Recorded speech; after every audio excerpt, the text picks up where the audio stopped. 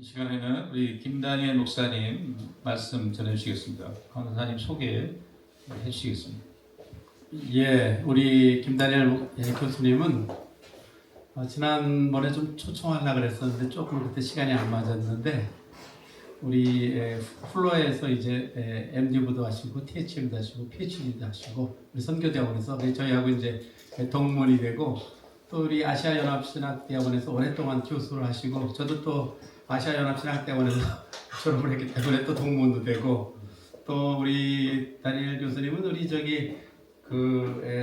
장인 되시는 분이 박종순 목사님, 우리 통합 측에서 목회를 잘 하신 박종순 목사님 되시고 또 뭐 이런 영성사역도 좀 하시고 또 옛날에 또 교수님 말해도 되죠? 우리 옛날에 예언사역 할 때 바로 플로 옆에 교회가 있었는데 저희가 또 세미나도 가기도 하고 뭐 여러 가지로 인연이 되는데 앞으로 이번 한 번뿐만 아니라 앞으로 또 자주 오셔가지고 강의해 주실 걸로 기대됩니다.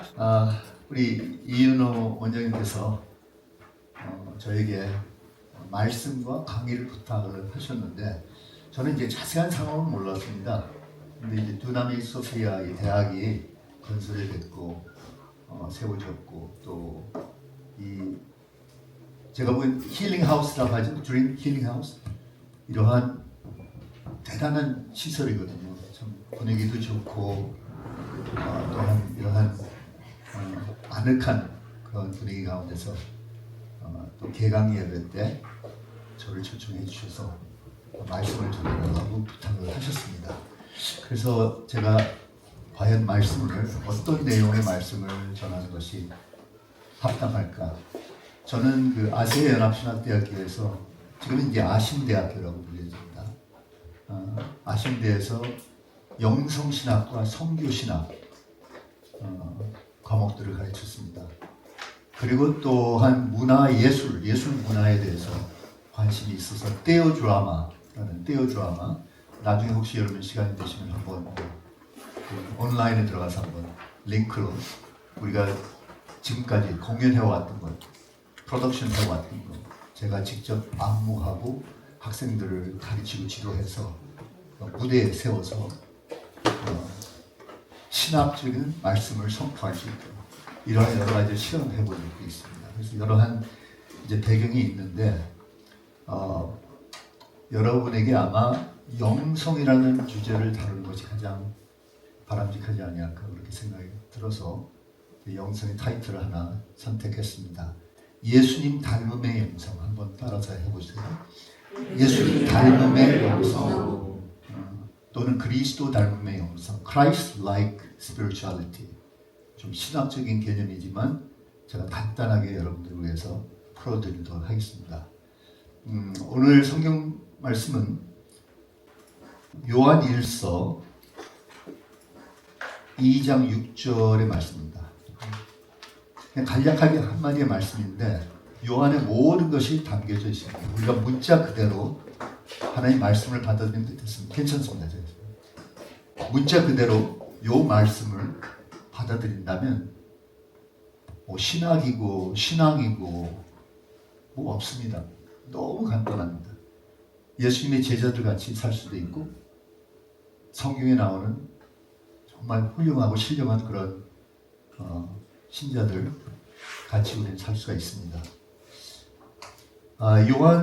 사도 요한이 이런 말씀을 합니다. 그의 안에 즉 주님 안에 산다고 하는 자는 그가 행하시는 대로 자기도 행할지니라.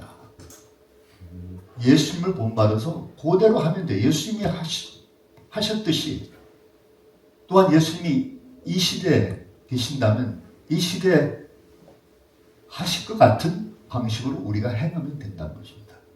예수님도 그런 비슷한 말씀을 하셨죠. 그의 제자들의 발을 씻으면서 요한복음 13장 15절에 내가 너에게 행한 것 같이 너희도 행하게 하려 하여 본을 보였노라. 여기서 물론 섬김의 리더십에 대한 본을 보여주셨지만 그래도 예수님의 본 보여주신 것이 한두 가지니까 모든 것 3년 동안 그의 제자들이 목격했고 예수님과 같이 살면서 예수님을 직접 바라보며 체험하고 경험한 것을 그대로 기억하며 따르는 것, 그걸 예수님께서 요청을 했습니다. 베드로도 여기서 본받아서 베드로전서 2장 21절에 이런 말을 합니다. 그리스도도 너희를 위하여 고난을 받으사 너희에게 본을 끼쳐 그 자취를 따라오게 하려 하셨느니라. 그래서 이 성경 구절을 가지고 19세기 말에 찰스 쉘든이라는 미국 목사님이 하나의 소설을 썼어요. 주님의 발자취를 따라서 In His Steps 라는 책을 썼는데 이게 베스트셀러가 됐습니다. 여기에 대표적인 그 주제는 우리가 기독교인으로서 무엇을 행할지라도 이 간단한 한 질문을 가지고 시도를 한다는 거죠. 그 질문이 무엇인가? 예수님이라면 어떻게 하셨을까? 네. 여러분 그 책 기억나시죠? 아마 읽어보셨으라고 생각하는데 그게 바로 이 성경 구절에서 나오는 이 주제를 가지고 쓰셨던 책입니다. 사도 바울도 비슷한 말을 합니다. 내가 그리스도를 본받는 자가 된 것 같이 너희는 나를 본받는 자가 되라. 사도 바울이 그냥 나를 본받으라. 내가 하는 행함을 통해서 너희를 은혜 받고 영향 받고 그대로 행하라. 그게 아니라 내가 예수님을 본받는 면을 너희들이 본받으라는 거죠. 물론 사도 바울은 완벽한 사람이 아니었기 때문에 어떤 때는 예수님을 닮아갈 때도 있고 어떤 때는 그렇지 못했어요. 근데 이 사도 바울이 말하는 것은 다른 것보다는 내가 예수님을 따른다면 따르라. 달리 표현하자면 내가 예수님 안 따르면 따르지 말라는 거예요. 그렇죠. 아마 우리 목회자들은 다들 이러한 식으로 교인들을 양성해야 되지 않겠습니까? 나의 모든 것을 따르는, 내 모든 것을 본받으라는 것이 아니라 내가 정말 예수님답게 살고 행하고 말하고 너희들의 본보이게 된다면 그런 면만 제발 따르다. 저는 우리 딸 셋이 있는데 딸들에게도 그렇게 말합니다. 아빠가 부족한 건 너희들 다 알지? 아빠가 실수한 것도 다 알고 연약한 거 다 알고. 그렇지만 내가 아빠로서 그리고 남편으로서 정말 예수님을 좇고 예수님을 본받으려고 노력하는 것 그게 보인다면 그것만 따르다. 두말할 필요 없다. 내가 예수님을 따른다면 그거를 본으로 따라 달라는 거죠. 네. 그럼 과연 우리가 예수님을 어떻게 닮아갈 수 있을까? 이게 궁극적인 질문 아니겠습니까? 예수님을 닮으라고 모든 목사님들이 설교를 하시고 계속 제자 훈련을 하는데 왜 교인들이 예수님을 닮아가지 못합니까? 되레 예수님을 닮아가는 것보다 나중에 알고 보면 바리새인들을 닮아가는 거죠. 뭐 서기관들 닮아가는 거죠. SNS파에 속한 자들, 뭐 정치적인 열정파들. 근데 예수님은 자신을 구별했거든요. 이 모든 타입과 자신을 구별하시면서 예수님이 직접 본보여 주신 것이 있습니다. 그렇기 때문에 이것이 자동적으로 이루어지는 것이 아니에요. 예수님을 바라보지 않고서는 예수님을 닮아갈 수 없다는 거죠. 예수님께 초점을 두지 않고서는 이루어질 수가 없는 거예요. 그래서 예수님을 닮는 데 있어서 제가 한 5가지 원리를 말씀드리고자 합니다. 첫째로는 예수님 안에 거하여야 한다는 거죠. 예수님 안에 거하지 않는 상태에서는 예수님 닮아갈 수가 없어요. 옛날에 간디가 예수님의 스토리를 복음서에서 쭉 보면서 예수님을 존경하는 마음으로 그대로 행했다고 합니다. 간디는 예수님을 몰랐던 사람이었어요. 복음서는 그 내용은 알았을지 모르겠지만 그래서 어떤 정치적인 운동을 지도했지만 본인은 예수님의 제자가 아니었거든요. 이 세상에 예수님을 존경하면서 예수님을 간접적으로 따르겠다 하는 사람들이 많습니다. 그런데 그 예수님의 그 닮음과 기독교인으로서 예수님을 아는 사람들이 예수님을 본받아서 행하는 것은 제가 보기엔 질적인 차이가 있다고 봅니다. 그럼 우리가 먼저는 예수님 안에 거하여야 되겠습니다. 요한복음 15장 5절부터 8절의 말씀입니다. 함께 읽겠습니다. 나는 포도나무요 너희는 가지라. 그가 내 안에 내가 그 안에 거하면 사람이 열매를 많이 맺나니 나를 떠나서는 너희가 아무것도 할 수 없음이라. 사람이 내 안에 거하지 아니하면 가지처럼 밖에 버려 마르나니 사람들이 그것을 모아다가 불에 던져 살았느니라. 너희가 내 안에 거하고 내 말이 너희 안에 거하면 무엇인지 원하는 대로 거하라. 그리하면 이루리라. 너희가 열매를 많이 맺으면 내 아버지께서 영광을 받으실 것이요 너희는 내 제자가 되리라. 기독교인은 어떤 사람인가요? 크리스천이 된다는 것은 무엇을 의미할까요? 먼저 우리 예수님 믿고 예수님 영접한 사람들이죠. 예수님 영접한다는 것은 성령님 모시고 산다는 거죠. 성령님을 인하여 우리는 거듭난 삶을 산다는 것이겠죠. 그리고 또 신학적으로 말하자면 예수 그리스도와의 연합된 삶을 산다.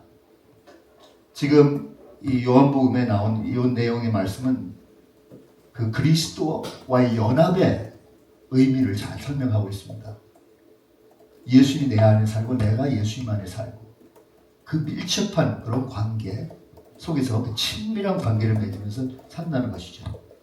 그러므로 우리는 또 그 예수 그리스도의 몸에 결합된 사람으로서 또 이 예수님 안에 속한 삶을 산다는 것이죠. 그리고 예수님의 말씀에 순복하고 순종하고 예수님 그 주권 하에 우리가 산다는 것이죠. 즉 예수님 중심 그리고 예수님께 초점 맞추고 예수님 같은 삶을 산다는 것이겠죠. 그래서 저희들이 예수님 안에 거하지 아니하고선 참된 예수님의 모습을 닮아갈 수 없다는 것을 우리가 인식해야 합니다. 둘째로는 우리가 과연 예수님 안에 거한 삶을 산다면 예수님을 지속적으로 바라보면서 살아야 합니다. 초점을 거기다 둬야 돼요. 거듭나긴 거듭났는데 분명히 나는 크리스천인데 그럼 내가 말씀 중심으로 산다고 하지만 말씀에도 여러 가지 내용이 있지 않습니까? 그리고 말씀 속에서도 우리가 본보기 하기 여러 인물도 있지 않습니까? 모세를 닮아갈 수 있고 바울을 닮아갈 수 있고 성경에 나오는 어떤 구체적인 인물들을 닮아갈 수 있고 그런데 성경을 우리가 많이 안다 해도 결국은 그리스도를 닮는다 할 때는 좀 더 구별해서 내가 과연 얼만큼 그리스도에게 초점 맞추느냐 거기에 달려있는 것 같습니다. 그렇지 않으면 성경을 통틀어서 몇십 권, 몇백 권 읽어도 예수님께 초점이 안 가고 성경에 나온 모든 재밌는 그런 인물들이 있잖아요. 재밌는 스토리. 그걸 다 본받아서 설교도 많이 하면서 이런 인물 저런 인물 다 하지만 과연 그거 자체가 예수님을 닮게 하느냐 이제 이런 질문을 좀 하고 싶습니다. 예수님의 제자들을 한번 생각해 보시면요. 예수님의 제자들은 과연 어떻게 예수님의 모습을 닮아갔을까? 예수님 부활 승천하신다는 말이죠. 어떻게 했을까? 이들이 신학교에서 3년 MD 과정을 밟은 사람 한 사람도 없고, 그렇죠? 그 다음에 포스트 그레이주에이트 스터디라고 해서 TH, PhD 과정 밟은 사람 한 사람도 없습니다. 나중에 사도 바울 같은 분은 충분히 하고 남을 수 있는 사람이었지만 예수님의 12제자는 전혀 그런 배경이 없었거든요. 그렇다고 해서 예수님이 부활 승천하신 다음에 이들이 모여서 특별한 또 훈련 세미나를 한 것도 아니고 이러한 기관에서 여러 가지 좋은 그냥 강의를 듣고 하는 것도 거의 없었어요.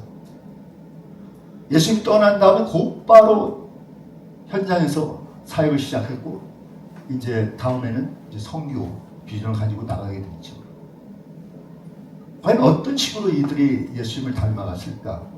제가 보기에는 요한 1서 1장 1절과 2절에 나오는 말씀에 우리에게 클루를 준다고 생각합니다. 사도 요한이 이렇게 말씀하십니다. 태초부터 있는 말씀, 생명의 말씀에 관하여는 우리가 들은 바요, 눈으로 본 바요, 자세히 보고 우리의 손으로 만진 바라. 이 생명이 나타내신 바 된지라. 이 영원한 생명을 우리가 보았고 증언하여 너에게 전하노니. 이렇게 말합니다. 예수님을 증언하는 데 있어서 가장 중요한 것은 본인들이 직접 보았고 들었고 만졌고 피부로 느끼고 체험했다는 것. 그걸 전했다는 거예요, 본인들이. 그 말은 뭐냐 하면 예수의 부활 승천하신 다음에는 그 예수님에 대해서 더욱더 실감나게 설명을 하기 위해서는 예수님을 기억하고 그 예수님과의 그 추억을 다시 되살리고 그런 얘기를 했다는 거예요. 옛날에 예수님께서 3년 전에 우리가 예수님 처음 만났을 때 예수님이 이랬지. 예수님이 나를 이렇게 불렀지. 너를 저렇게 불렀지. 예수님이 우리에게 이런 본보기를 해주셨지. 이러한 대화 가운데서 예수님을 설명하게 된 것입니다. 무슨 조직적으로 다 프레임을 잡아서 강의를 한 것도 아니고 예루살렘에 모인 교인들에게 그런 식으로 행한 것이 아니라 예수님에 대한 스토리를 쉐어링한 것이겠죠. 그래야지 예수님을 정말 피부로 느끼듯이, 물론 사도를 통해서, 사도의 스토리를 통해서 이들이 이 메시지와 그 에센스를 전달받게 됐습니다. 그러면 예수님을 바라본다 할 때 이것이 무엇을 의미할까? 여러분들이 설교하실 때 예수님 바라보십시오 그렇게 말씀하시잖아요. 그럼 교인들은 잘 모르니까 예수님 바라본다 그러면 단순한 사람도 그냥 예수님 바라보기 위해서 동방종교에서 하듯이 말이죠. 이콘, 이미지 있잖아요. 그림들. 저기도 뒤에 있고 제가 좋아하는 그림입니다. 네, 이콘입니다. 이콘, 그림, 이미지. 저희 스튜디오에도 이콘들이 많습니다. 요것에 대한 제대로 된 교훈이 없으면 이콘을 바라보고 그 이미지를 상상하면서 머리에 새기면서 경배를 드릴 수가 있어요. 네. 충분히 그럴 수가 있습니다. 네. 교인들이 다른 이미지가 없기 때문에 바라본다 그러면 이미지를 상상하게 되죠. 그렇죠? 네. 그런데 예수님은 지금 어디 계세요? 예수님 지금 어디 계십니까? 현재 어디 계십니까? 하늘나라에 계시죠. 그렇죠? 그럼 우리 마음에 계시죠. 성령님 통해서. 그러면 그 이미지가 그려집니까? 어떻게 그려질까요? 그럼 과연 우리가 어떻게 예수님 바라볼 수 있을까? 고린도 후서 3장 18절의 말씀이 우리에게 참 도움이 되는 것이, 사도 바울도 예수님을 직접 멀리서 목격했을지 몰라요. 그렇지만 예수님의 제자가 아니었기 때문에 그 당시에 예수님을 멀리서 아니면 예수님에 대해서 들음으로, 예수님에 대해서 여러 가지 상상으로, 그렇지만 나중에 본인이 직접 예수님을 만나니까 예수님에 대해서 이런 말씀을 기록하게 돼요. 고린도 후서 3장 18절 한번 보시기 바랍니다. 우리가 다 수건을 벗은 얼굴로 거울을 보는 것 같이 주의 영광을 보매 그와 같은 형상으로 변화하여 영광의 영광에 이르니 곧 주의 영으로 말미암음이니라. 네, 사도 바울은 예수님과 3년 동안 막 어울리면서 그런 친근한 그러한 제자 훈련을 받은 적이 없었습니다. 되레 사도 바울은 다메섹 길로 가는 도중 강렬한 어떤 빛의 영향으로 본인이 충격적인 변화가 오면서 그 가운데서 예수님의 음성을 듣고, 또 김세윤 박사님 같은 분은 그 빛 가운데서 예수님의 모습을 봤다고 합니다. 그렇지만 예수님의 그 모습, 그 영광의 빛을 봤다고 그 그림이 그려지는 것은 아니거든요. 이런 이콘 같이 저 그림 하나 봤다고 그 안에 모든 이미지가 담겨 있는 건 아니거든요. 3년 동안 예수님과 동행하고 예수님의 모습 보고 같이 먹고 자고 행하고 했으면 모르겠지만 그냥 픽처 하나로 그 이미지가 전체적으로 전가되는 것은 아닙니다. 그러면 과연 우리가 예수님을 바라본다 할 때 어떻게 바라봐야 하고 우리가 교인들에게 어떻게 가르쳐야 할까? 저는 두 가지를 강조합니다. 먼저는 믿음으로 바라보는, 예수님 믿음의 눈으로 바라봐야 됩니다. 그리고 사랑의 마음으로 바라봐야 됩니다. 이래야지 가장 안심할 수가 있어요. 그렇지 않으면 교인들에게 무슨 어떤 꿈속에서 어떤 그림을 그려서 아니면 이콘을 바라보고 어떠한 예수님에 대한 그림책을 쭉 보면서 자기 나름대로 하나의 예수님의 이미지를 만들려는 것밖에 안 되잖아요. 그게 아니라 예수님을 순수하게 바라보려면 먼저는 믿음의 눈. 눈 감고 기도할 때 믿음을 가져야 돼요. 믿음. 그럼 믿음으로 바라보는 거죠. 그리고 마음에는 사랑, 그분을 사랑하고 존경하고 경외하는 마음. 이 두 가지가 기본이라고 생각합니다. 그러면서 우리가 상상을 한다면 다른 그림을 그린 것이 아니라 그림책에 나오는 예수님의 이미지가 아니라 동방종교에서 말하는 그런 이콘들이 아니라 그림을 그린다면 딱 한 군데 쏠 수밖에 없습니다. 그게 무엇일까요? 어떻게 우리가 예수님을 상상할 수 있을까? 자기 생각대로 멋대로 하라는 것은 아니잖아요. 어떤 규칙이 있어야 되고 어떤 국한된 어떤 소스가 있어야 되는데 그게 뭐냐? 복음서라고요. 복음서. 우리는 복음서밖에 없습니다.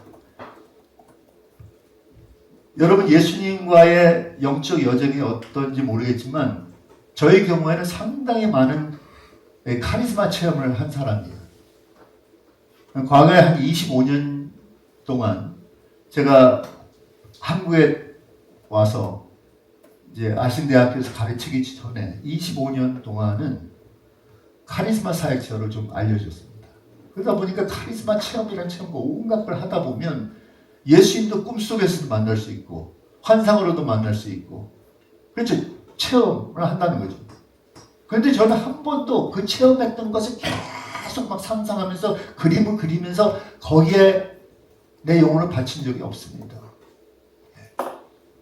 왜냐하면 꿈속에서 나타난 그 예수님의 이미지가 상징적인 이미지가 될 수가 있고 예수님은 다양한 모습으로 나타날 수도 있고 또 메시지를 담기 위해서 그것이 하나의 어떠한 신비로운 랭귀지가 될 수가 있죠. 그렇지만 그 이미지를 말하는 것이 아니죠. 우리에게 주어진 이미지는 오로지 복음서밖에 없습니다. 마태, 마가, 누가, 요한. 복음. 그 복음서밖에 없기 때문에 그 복음서 내에서 그 이미지를 우리가 캐내야 된다는 것이죠.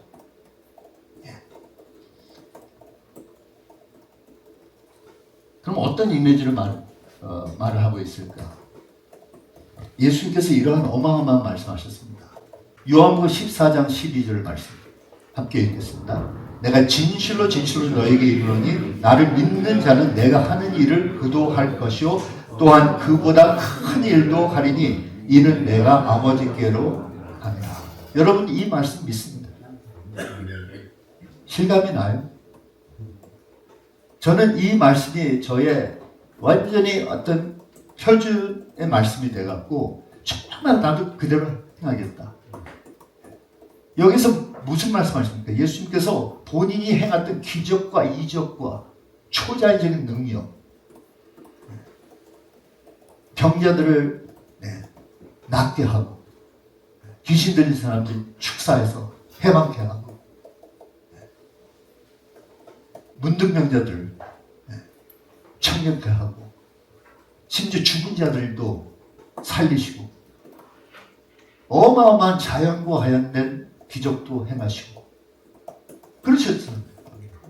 그런데 예수님께서는 하셨는데 예수님께서 그의 제자들에게 너희들도 내가 했듯이 할 수 있다 그 말이었어요. 그리고 그의 제자들도 그대로 행하였고, 심지어 사도 바울은 3년 동안 그런 훈련이 없었는데도 그런 믿음이 있었기에 그 예수님의 그 모습 그대로 본인도 행하면서 온갖 기적과 이적이 일어났습니다. 제가 처음 카리스마 사역을 했을 때 어떠한 영국 치유 사역 하셨던 분이 계셨어요. 영국의 19세기 말 20세기 초에 사역하셨던 분인데, 그분 이은호 목사님 혹시 아실지 모르겠어요. 스미트 위글스월트라고 아시죠? 네네. 혹시 잘 아시죠? 제가 저 스미트 위글스월트 목사 하면 뭐 발음조차도 참 어려워하고 우리 한국에서는 전혀 모르더라고요. 근데 저는 스미트 위글스 목사님 책을 읽고 설교집을 보고 여러 가지를 상상해 봤어요. 이런 인물이 19세기 말 20세기에도 존재하고 있는 거예요. 존재하더라고요. 그분 후로는 제가 별로 관심이 없었어요. 그 한 사람만 봐도 한 사람이 예외가 되면 다른 그런 사람들이 있을 수가 있다. 그것만 증명하면 되는 거예요. 저는 박사학위 논문을 옛 선지자들과 사도들의 영성에 대해서 쭉 연구하고 글을 썼습니다. 네. 그러니까 사도들과 선지자들이 어떻게 예수님을 만났고 하나님을 만났고 어떻게 해서 본인들이 그 소명감과 사명감을 갖게 됩니다. 저는 그 소스를 파고 들어가기를 위해서 성경 말씀을 깊이 묵상하면서 그렇게 해냈어요. 그래서 이것이 이제 선교와 관련되도록 선교사들은 어떤 소명감, 어떤 사명을 가지고 나가서 하나님의 일을 해야 되는지. 그러면 이들도 사도들과 선지자들을 본받아 산다면 얼마나 파워풀한 그런 초자연적인 그 효과가 있을까. 그래서 그 논문을 제가 썼습니다. 오래됐지만. 근데 스미트 위글스워트 목사님 같은 분은 뭐 신유라는 신유 다 일어나고요. 온갖 영적 은사, 매니페스테이션 다 일어나고, 심지어 죽은 자들을 살렸는데 14케이스가 있었답니다. 14케이스가 있었어요. 하루 자기 어느 집회에 있었는데 자기 아내가 세상 떠났다는 소식을 받았어요. 그래서 곧바로 집으로 달려갔습니다. 아내의 시체를 보면 즉시로 거기서 그 사망의 영혼을 꾸짖으면서 아내를 일으켰어. 그러니까 아내가 하는 말이 스미트, 제발 나를 좀 보내다. 예수님이 나를 보고 싶다. 그래서 할 수 없이 승낙했다는 거죠. 그런 케이스가 어디 있습니까 오늘날. 그런데도 저같이 순수하게 예수님을 젊은 시절 때 예수님을 영접해갖고 신학교 들어가기 전에 벌써 성령 체험을 하다 보니까 이런 분이 있어? 역사상 이런 분이 있어? 그러니까 너무 감동이 되고 너무 도전이 되고, 나도 그러면 이러한 방식으로 예수님을 닮아가야 되겠지 하고 결심하다 보니까 뭐 해프닝이 많아지는 거예요. 거기 열리게 되면 많아질 수밖에 없어요. 거기 닫혀 있으면 막히는 거예요. 근데 마음 문을 열고 생각하는 모든 사고나 다 열어보니까 체험을 하게 되더라고요. 하나씩 하나씩 체험을 하게 되더라고요. 그런데 실제로 이 지금 우리가 읽었던 예수님의 말씀, 이 성경 구조 가지고 교인들에게 이거를 하나의 대표적인 예수님을 닮아가는 길이라고 설명하면 이게 교인들에게 도움이 될까요? 안 될까요? 여러분들에게도 계속 이 말씀만 하나의 슬로건을 삼아서 하나의 기준으로 세운다 그러면 여러분 어떻게 되겠어요? 물론 중요한 말씀입니다. 저나 여러분 다 여기에 열린 마음을 갖고 있습니다. 또 그렇게 이루어질 수가 있고 이루어지지 않을 수가 있어요. 저는 최근에 줄줄이 그냥 주변에 있는 사람들이 암으로 죽더라고요. 그렇게 기도를 많이 하고 그렇게 위로받고 정말 이 말씀 그대로 행해보려고 하는데 안 되더라고요. 물론 그 시대가 지났을지도 몰라요. 제가 행했던 그런 카리스마 시대가 지나고 이제는 그냥 단순한 그냥 맹목적인 그냥 믿음밖에 없을 수가 있어요. 근데 그게 아니라고 봅니다. 우리가 예수님을 닮는다는 것은 예수님의 3년의 공생애를 닮는 면이 있지만 또한 예수님의 사생애가 있었잖아요. 더 긴 기간. 기억나세요? 기억나고 뭐가 없죠. 왜냐하면 사생애에 대해서 기록된 것이 많이 없으니까. 그런데 기록되어 있는 그 짤막한 글을 보면서 대충 우리가 추측을 할 수가 있어요. 예수님 삶이 어땠을까? 그래서 여기에는 중요한 것이 여러분의 상상력이라는 거죠. 여러분 상상을 하셔야 돼요. 생각을 해보셔야 돼요. 깊이 묵상을 해보셔야 돼요. 따져보셔야 돼요. 그것에 대한 질문과 의문이 줄줄로 있어야 돼요. 근데 그렇지 않고 그냥 뭐 예수님 사역하실 때 이랬을 거다. 나도 사역자니까 그렇게 하면 되겠지. 예수님 손을 얹고 기도하신다. 그러면 손 얹고 기도하는 laying on of hands 이 다이내믹 배워나가. 예수님도 뭐 예언을 했고 말씀을 선포했고 그러니까 내가 설교자가 돼야지. 또 내가 예언자가 돼야지. 그 죽은 자들은 과연 어떻게 살리지? 아직 저는 죽은 자를 살려본 적은 없거든요. 그게 하나의 미스터리고 하나의 과학입니다. 저는 뭐 한국이나 미국에서 하는 것보다 선교지에서 하는 가능성이 더 많다고 봐요. 그러니까 그런 것도 생각을 해보고 많이 지금까지 그렇게 많이 생각해 왔는데 제가 한국 들어와서는 아니 예수님이 3년 사역이 그의 전부였나? 아니었잖아요. 그 3년의 사역은 가장 대표적인 사역이 있어요. 그 제자들에게 너희들이 사역할 때 이런 것이 다 가능하다는 걸 보여주고 그 다음에 궁극적인 사역은 구속의 사역이었잖아요. 십자가를 못 박혀 죽으시고 그 피로 말미암아 이제 모든 인류가 죄 씻음 받을 수 있다는 거죠. 그렇죠? 그 사역을 대표적으로 하셨는데 예수님의 생애가 그 3년만이었을까? 아니라고요. 30년. 그래서 이 30년에 대해서 성경에 복음서에 많이 기록이 안 돼 있기 때문에 이것을 침묵의 기간 또는 감추어진 생애라고 합니다. Silent period, hidden years 이렇게 합니다. 그럼 물론 이 예수님이 30년 동안의 그 사생애에 대해서 판타지 노블들이 많습니다. 공상, 환상, 소설들이 많습니다. 뭐 예수님이 심지어 인도를 방문해갖고 티베트를 방문해갖고 히말라야 산맥까지 올라가서 뭐 요기들, 구루들, 라마들 밑에서 그들을 멘토로 삼아서 그걸 다 정가받아서 갈릴리로 다시 돌아오니까 뭐 본인도 뭐 그러면 막 사역적으로 터지고 일어나지 않을까. 이런 엉뚱한 소설들이 많습니다.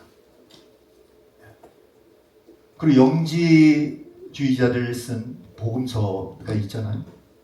몇 가지 대표적인 복음서가 있는데 어린 시절 때 예수님이 뭐 놀라운 초자연적인 행함을 통해서 동네에 있는 애들 깜짝 놀라게 하고 말이죠. 위협하고 뭐 마법사 같이 말이죠. 뭐 흙으로 빚어진 새를 나르게 하고 뭐 그러한 설이 많습니다. 어떤 이들 막 그걸 또 추진하는 사람도 있어요. 저는 그런데 별로 관심이 없는 이유는 저는 확실한 걸 원하는 사람이기 때문에 기냐 아니냐 그걸로 족하는 사람이기 때문에 저는 좀 단순해요. 옛날부터 그랬습니다. 예수님이 우리에게도 할 수 있다고 하느냐? 스미트 위글스worth 목사님 말씀하신 바와 같이 God said it, I believe it, that said it. 하나님이 말씀하셨다. 네? 그럼 난 두말할 필요 없어. 그 말씀하신 대로 나는 믿고 행하면 된다. 그랬습니다.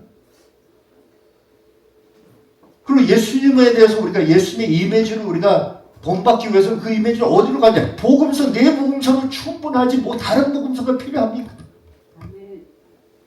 내 복음서를 우리가 충실하게 들여다봐도 우리가 필요한 우리 몇 생애를 살아도 충분한 자료들이 있습니다. 그리고 예수님의 30년 동안의 사생애를 한번 보신다면 그 안에 어마어마한 우리의 영성에 도움이 될 수 있는 원리들을 발견하게 될 것입니다. 아멘. 그리고 실제로 보시면요, 예수님께서 행하신 일이 이 외에도 많으니 만일 낱낱이 기록된다면 이 세상이라도 이 기록된 책을 두기에 부족할 줄 아노라. 이것은 여러분 잘 아시겠지만 네 복음서는요, 예수님의 모든 생애를 다 기록하는 것이 아니에요. 그렇기 때문에 30년의 그 어린 시절, 그 젊은 시절이 기록이 안 되어 있습니다. 왜냐? 중요한 것은 예수님의 그 구속 사역에 대해서 포커스가 있기 때문에 첫째로는 예수님의 십자가의 사건에 초점 맞춥니다. 그렇죠? 그 다음에 그 십자가의 사건을 향해서 이루어졌던 그것의 바탕이 되는 예수님 그런 어떤 사역자일지 어떤 메시아일지 이것을 그려내기 위해서 온갖 초자연적인 것을 기록을 하는 거예요. 심지어 마가복음에는 그냥 예수님 사역에서 거기서부터 시작입니다. 예수님 뭘 행했느냐, 어떤 능력자입니다. 그 다음에 그거를 십자가의 사건과 연결을 시켜봅니다. 그러니까 복음서는 목적이 어떤 구속으로 이루어지기 위해서 우리가 알아야 하는 팩트만 알면 되는 거예요. 예수님은 메시아다. 예수님은 그리스도다. 예수님은 구세주다. 예수님은 하나님의 아들이다. 이를 믿으면 우리는 구원받는다. 영생을 얻는다. 이것만 알면 되는 거예요. 이런 관점에서 우리가 예수님의 생애에 대해서 다시 한번 검토를 한다면 어떤 내용의 말씀이 있냐면 마태복음, 누가복음에는 예수님의 탄생에 대해서 스토리가 나오죠. 정말 그 어린 그 시절부터 시작이 되지만 누가복음 2장 52절은 예수님의 그 어린 시절, 유아 시절, 그리고 젊은 청소년 시절을 이렇게 기록합니다. 누가복음 2장 52절에 예수는 그의 키와 지혜가 자라가며 하나님과 사람에게 더 사랑스러워 가시더라. 아멘. 요 간략한 이 표현 안에 모든 예수님의 그 발달 심리학적인 사회학적인 이 예수님의 그 발전에 대해서 기록이 되어 있어요. 키가 자란다. 정상적으로 키가 자라고 비교적 건강한 모습으로 육신의 모습으로 성장했다는 거예요. 지혜가 자란다. 내적으로 이거 풍성해졌다는 거죠. 생각할 줄 알고 지혜롭게 모든 것을 표현할 줄 알고 그리고 하나님과 사람에게 더 사랑스러워 가시더라. 영성, 하나님을 물론 하나님의 아들이니까 그 친밀한 관계에 있었죠. 기도 생활, 예배 생활, 경건 생활, 영성을 추진하는 생활, 그리고 사람에게 더 사랑스러웠어요. 사교적이고 사회적이었어요. 사람들과 관계가 비교적 좋았어요. 물론 모든 게 다 좋을 수는 없죠. 자기 형제들도 예수님을 의심했고 했기 때문에 그러한 텐션이 있었지만 비교적 예수님은 모든 사람들과 좋은 관계를 맺었다는 것이죠.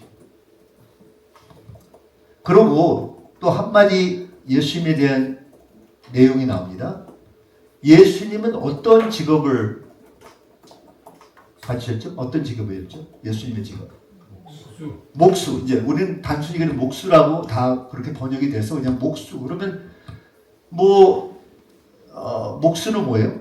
목재를 가지고 그거를 어떻게 깎아서 끼워 맞춰서 거기서 못을 박든지 풀로 붙이든지 해서 만드는 거잖아요. 그렇죠? 우리는 이제 간단하게 목수라고 생각하는데 실제로 헬라어로 보면 텍톤이라는 단어입니다. 텍톤. 따라서 해보세요. 텍톤. 텍톤의 뜻은 문자 그대로 우리가 말하자면 빌더라는 뜻이에요. 건설자 또는 제작자라는 뜻입니다. 이것을 우리가 넓게 표현하자면 기술자, 예술가, 간단하게 말하면 장인. 자기 손에 쥐어진 거 가지고 무엇이라도 만들 수 있는 직업을 이 텍톤의 직업이라고 합니다. 그래서 나무나 어떤 목재를 가지고 무엇을 만든다 하면 목수고, 뭐 돌이나 어떤 석판을 가지고 깎아서 만든다 하면 석공이고, 쇠나 금속을 가지고 뭐 이걸 단련해서 만든다 하면 대장장이고. 그런데 이 마지막 케이스는 주로 이제 학자들이 왠지 아닐 거다 이렇게 생각해요. 그래서 예수님은 아마 목수나 아니면 석공이나 뭐 이렇게 생각합니다. 근데 참 재밌는 사건이 있어요. 이거는 물론 성경에 그렇게 기록이 되어 있지는 않지만 우리가 역사적으로 보면 1세기 예수님 그 당시에 실제적인 상황이었어요. 그게 무엇이었냐면 헤롯 안티파스 왕이 그 당시에 큰 빌딩 프로젝트를 했답니다. 어디에서? 어디에서 했느냐 하면 나사렛에서 그렇게 멀지 않은 한 6km 서부 그 지역에 도시를 하나 세우기를 원했습니다. 세포리스라는 도시 들어보셨죠? 세포리스 도시. 바로 예수님이 자랐던 나사렛 그 동네에서 멀지 않은 바로 옆에 있는 큰 대건설 프로젝트가 있었는데 예수님이 이걸 몰랐을까? 예수님은 그냥 뭐 기도만 하고 완전히 뭐 금욕주의적으로 본인이 난 세상 관심 없어. 세상 관심이 있기 위해서 갈릴리, 유대야 다 두루 다니시면서 삶을 하신 분인데 왜 없겠어요? 자기 직분인데. 뭐 자기는 목수로서 아버지가 주신 그냥 계시 그대로만 내가 계시받고 행하겠습니다. 이렇게 국한했을까? 아니라고 생각합니다. 예수님 주변에 분명히 알았을 거라고 생각해요. 많은 학자들이 그렇게 말해요. 그럼 그런 대건설 프로젝트가 이루어지고 있는데 예수님이 거기에 참여를 안 했을까? 일거리도 생길 수 있고 또한 거기에 어떤 큰 직무를 감당할 수도 있고. 그러니까 우리가 생각하는 건 예수님은 그 겸손한 목수로서 그냥 조그만 아기자기한 가구 하나 만들어서 판매하고 뭐 이 정도로 생각하는데 그게 아닐 수도 있어요. 큰 빌딩 매니저이 될 수가 있어요. 건설 매니저가 될 수가 있다고. 또 건축가가 될 수 있어요. 상당히 오픈되어 있다는 거죠. 그렇다고 해서 제가 그걸 확인할 수 있는 길은 없으니까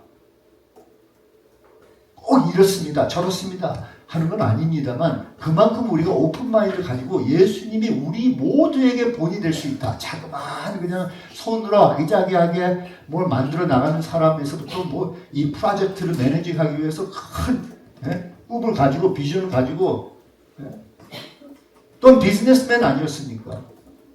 그렇죠? 이제 자기 아버지 요셉이 세상 떠나니까 과부된 어머니와 동생들을 다 먹이고 살려야 되지 않습니까?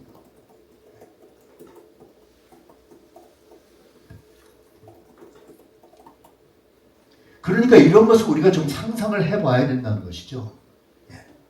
그러고 예수님의 그 work ethics가 무엇일까? 일을 할 때 과연 어떠한 윤리성과 도덕성을 가지고 일을 했을까? 그게 더 중요한 거예요. 저는 분명히 내 마음에 확신을 가지고 있는 것은 예수님의 3년의 사역에서 드러난 예수님의 인격, 예수님의 성품, 예수님의 work ethics를 보면요. 예수님은 분명히 30년 동안 이 지상에서 일을 했을 때 모든 것, 주어진 일에 진실했고 충실했으리라고 생각해요. faithful 했다는 거죠. faithful. 작은 일에 충성하라. 그럼 너희들에게 더 큰 일을 맡기겠다. 본인이 그렇게 했기 때문에 본인이 그런 말씀을 할 수 있는 것이죠. 그리고 무엇을 해도 가장 탁월하게, 엑셀런트하게, 그냥 흐지부지하게 그냥 적당히 하는 것이 아니라 탁월한 작품을 만들 수 그라고 생각합니다. 그리고 모든 것에 있어서 윤리성, 도덕성 다 따지면서 했으라고 생각해요. 정직하게, 솔직하게, 진지하게 했으라고 생각합니다. 또 우리가 생각을 해봅시다. 우리가 상상하는데 도움이 될 수 있는 것은 제가 플러 신학교에 83년도에 그 MD 과정을 이제 하기 위해서 신학교를 들어갔습니다. 86년도에 졸업을 했는데 86년도 그 해에 어마어마한 사건이 있었어요. 우리 신학교에서는 그때 그 사건을 알게 되면서 다들 놀랐습니다. 이게 무슨 어떤 이런 역사적인 사건이 있을 수가 있을까? 그때 갈릴리 바다에서 그때 86년대 기근이 있었답니다. 그래서 이제 물이 완전히 가라앉고 거기서 이제 온갖 어떤 것이 발굴이 됐는데 하나의 낚싯배를 발견해야 된다. 혹시 들어보셨어요? 그 사진 본 적이 있으세요? 저는 그 해에 깜짝 놀랐어요. 그래갖고 막 난리가 난 거지. 낚싯배. 와, 이거 바로 예수님과 제자를 탄 배 중에 하나일 수도 있다. 그 가능성이 있잖아요. 그렇죠? 근데 중요한 것은 그런 샘플이 나왔다는 거예요. 그래서 어떤 배에 예수님이 탔을까? 그런데 저는 지금 요즘 생각은 그게 아니야. 혹시 예수님이 그 배를 직접 만드셨을 수도 있어. 아니할까? 한번 생각해 보는 거죠. 그걸 더 나가서 생각해 보니까 예수님이 많은 것을 만드셨는데 그 중에 하나의 골동품으로 어딘가 중동에 막 어디 앤틱샵이나 이런 데서 발견할 수 있지 않을까? 막 신기해진 거예요. 곧바로 중동에 가고 싶은 거예요. 아니 무슨 말씀이냐면 그게 가능하잖아요. 충분히 있잖아요. 예수님이 만든 게 어딘가 숨겨져 있고 알 바는 없지만 혹시 거기에다 예수님이 서명을 거기다 시그니처를 쫙 나오면 어떻게 되겠습니까? 중요한 것은요, 우리가 좀 상상을 할 줄 알아야 된다는 거죠. 예수님 만드셨으면 그 작품이 과연 어떤 작품일까? 어떤 식으로 했을까? 이런 질문을 하면서 우리가 예수님에 대해서 그림을 그려볼 수 있다는 것이죠. 예. 성경 말씀 한 구절 더 읽어드리겠습니다. 누가복음 3장 22절에 나온 말씀입니다. 하나님 아버지께서 예수님에게 너는 내 사랑하는 아들이라 내가 너를 기뻐하노라. 이게 언제 하나님 아버지가 말씀하신 것이죠? 예수님이 세례 받으실 때, 그렇죠? 그래서 예수님이 세례 받으실 때 하나님 아버지가 내가 너를 사랑한다. 그리고 내가 너로 인하여 기뻐한다. 그때 기뻐한다는 그 말을 가지고 학자들은 이걸 어떻게 풀어나갔냐? 왜 기뻐할까? 왜 기뻐할까? 두 가지 해석이 있습니다. 첫째로는 하나님의 아들이니까 기뻐하죠. 무조건 기뻐하죠. 뭐 아무것도 하지 않았는데도 그냥 기뻐할 수밖에 없어요. 이 아들은 그냥 아들의 그 존재 자체가 기쁨을 주는 거예요. 우리 자식들 아무것도 안 해도 돼요. 제가 어떤 때는 뭐 특별히 잠들 때 꼭 천사들 같이 보이니까 너무 사랑스럽고 너무 기뻐하는 거예요. 하나님 너무 감사합니다. 우리 애들을 저에게 선물로 주셔서 너무 감사합니다. 그렇죠? 그 존재 자체. 그런데 애들이 무엇인가 또 행하여 성취하고 이루고 해서 무엇을 따오고 상을 받고 하면 더 기쁘죠. 그렇죠? 그래서 이 말은 예수님의 아마 메시아의 역할 그리고 구속자로서 이제 십자가에 매달려 죽으시고 성실하게 그 메시아의 역할을 다 마치는 것을 미리 예언적으로 하신 말씀이 아니십니다. 저는 이 두 의견을 가지고 지금까지 쭉 묵상해 왔는데 최근에는 이게 좀 바꿔졌어요. 하나가 더 추가가 됐어요. 그게 뭐냐? 예수님에 대해서 기뻐하셨노라 할 때 무엇인가 예수님께서 30년 동안 생애한 것을 정말 통틀어서 하나님 아버지가 칭찬하는 것이 아닌가. 너는 이제 3년 동안 해야 할 일이 있지만 너희 30년 동안에 해왔던 걸 보면 내가 너무나 기뻐하노라. 그럴 수도 있지 않습니까? 아멘? 예수님께서 몫으로서 택톤으로서 행하신 것 하나님 아버지가 기뻐하시지 아니하셨어요? 예수님이 자신을 헌신하면서 자기 어머니 동생들 다 책임지고, 예? 그것도 싱글로 결혼도 못하고 말이죠. 결혼도 안 하고, 그것에 대해서 아버지가 기뻐하시지 아니하십니다. 그 동네에 있는 사람들 일일이 그 배려하면서, 물론 기적과 이적들이 행했는지 안 했는지 알 바가 없지만 그게 중요한 게 아니라 꼭 이적과 기적을 행해야 합니까? 가난한 자들을 돌보고, 궁핍한 자들을 불쌍히 여기고, 필요한 사람들에게 손을 내밀고. 기록은 안 돼 있지만 예수님이 하셨던 사역을 보면 그걸 이제 우리는 레츄로라고 하죠. 다시 그 30년에 대한 그 생에서 읽어볼 수가 있다는 거죠. 그게 읽혀지는 거예요. 예수님 갑작스럽게 이제 30년 나이가 되니까 이제 본인이 갑작스럽게 이제 와서 이제 나이 때가 왔다. 내가 하나 그랬을까? 아니면 그 모든 게 연속성이 있었을까? 30년. 그래서 우리는 예수님의 그 30년을 다시 한번 깊이 들여다봐야 된다는 것입니다. 요한복음 5장 19절의 말씀입니다. 내가 진실로 너에게 이르노니 아들이 아버지께서 하시는 일을 보지 않고는 아무것도 스스로 할 수 없나니 아버지께서 행하시는 그것을 아들도 그와 같이 행하느니라. 그리고 8장 29절에 나는 항상 그가 기뻐하시는 일을 행한다. 예수님께서 고백하신 거예요. 그 항상이 3년 동안의 사역만입니까? 아니요. 33년의 전체 생애를 말씀하십니다. 예수님 무엇을 할지라도 메시아로서 온갖 기적과 이적을 행하든지